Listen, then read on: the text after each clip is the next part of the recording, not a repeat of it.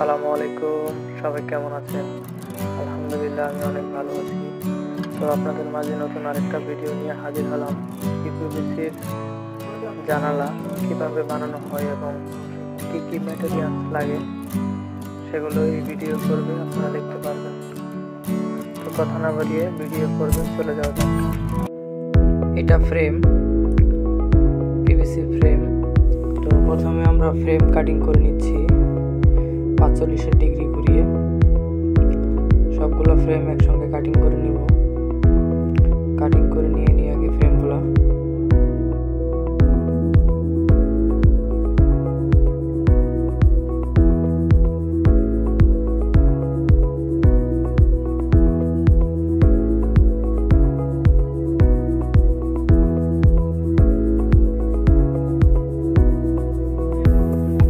আমাদের frame cutting করা শেষ, দেখতেই পাচ্ছেন ফ্রেম সবগুলো কাটিং করা শেষ।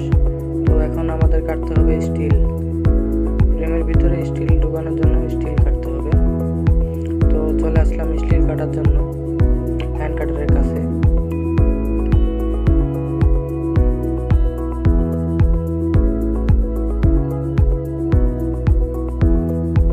স্টিল একটা নিয়ে নিলাম কাটার জন্য। তো স্টিলগুলো বরাবর মাপে সবগুলা কেটে নেব একসঙ্গে। তারপর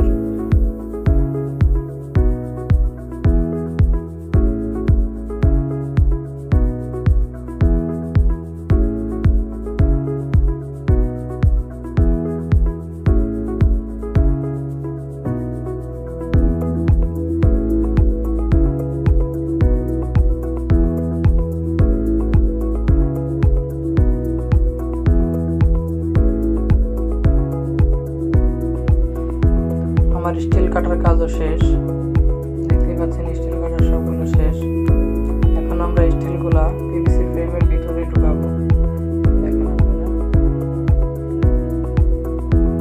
স্টিল ঢুকানোর একটা নির্ধারিত দিক আছে, সেটা হলো যে পাশ দিয়ে ইংরেজ লাগবে ঠিক ওই পাশে থাকবে স্টিলের 3 কোণার মাথাটা।